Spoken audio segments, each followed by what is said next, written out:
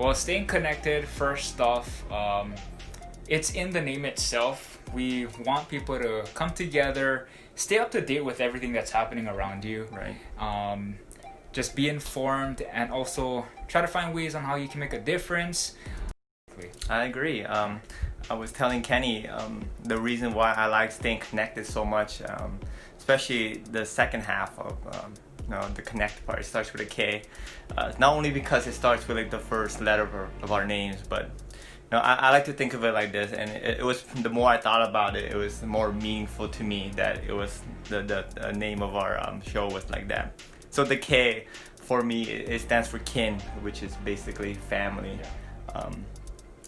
In Hawaii, everyone's so close knitted, and it's a melting pot for everybody, and we treat everyone like family, even if you're a stranger. And for me, especially since I did come from Vietnam, and then come here from like miles and miles, thousands of miles away, I was just welcome from the beginning, and that made a very lasting impact in like my life and how I saw things. So moving on to the on. So for me, that is like a convo, having conversations.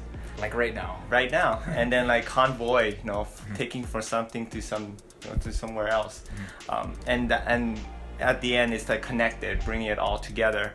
So by having those conversations, difficult conversations, uncomfortable conversations with people you don't know, people you do know, you're able to take that and learn about one another, more than just a face front. We're learning about each other as individuals and basically as humans. And from those conversations, it takes us like to the next level, the convoy of just being connected. So it goes around full circle. By being connected, we're one family, just trying to help each other out, like you said. We're just trying to learn and be humans together. Yeah, just something we want to continue to influence everybody to do, is just continue elevating each other as much as possible, because we all need it. I think that's the long-term goal for us, is just to create like a community of like-minded people that want to challenge themselves, to want to help other people get that, get up to that level. And then just even though you're really successful, you're not afraid of just taking your shoes off and just going back into like the dirt and just grinding with everybody else, leading by example. And I think that's the direction of this. It's just a journey of like people just trying to improve, and conversation and everything around us. So I mean, we all make mistakes here and there. I mean, we're young.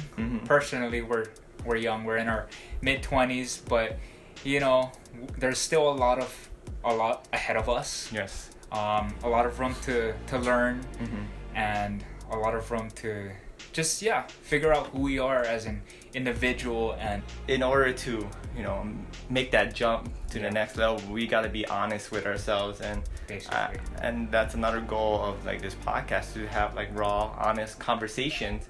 Because sometimes we'll have a talk about something really sensitive, and that might hit a little close to the heart, but that's fine. It's okay to be vulnerable. It's okay to let it out, let your weakness show. It's kind of like Eminem, like the ending battle where like he's like, oh, here's all my weaknesses. Everyone's watching, so I'm not gonna show it. But here's all my weaknesses, and then and then other guys tend to respond like he's got nothing.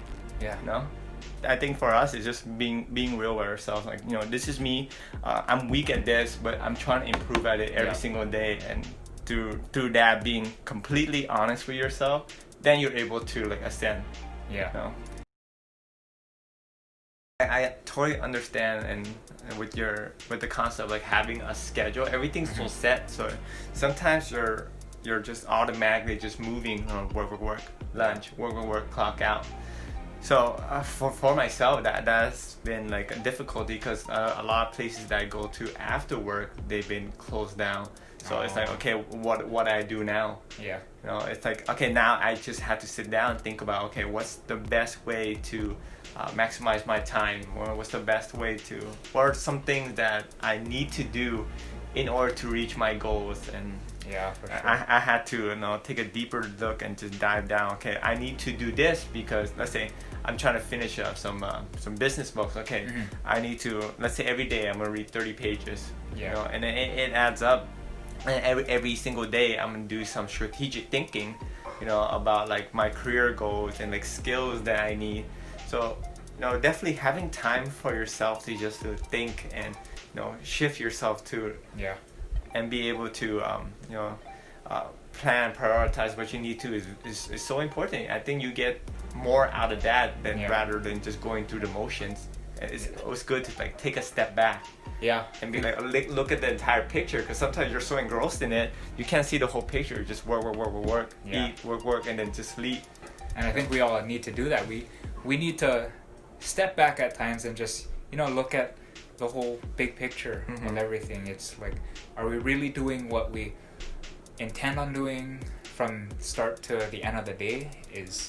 Are we accomplishing as much as we can? And just setting goals for ourselves. Right. Probably even for you as well. We're all different at the end of the day, and it's good to share how we feel. It might not be right away, but you know, it slowly unfolds. Exactly. It's like peeling the onion. Exactly. It's like taking like a year to get a podcast done. I know, basically, yeah.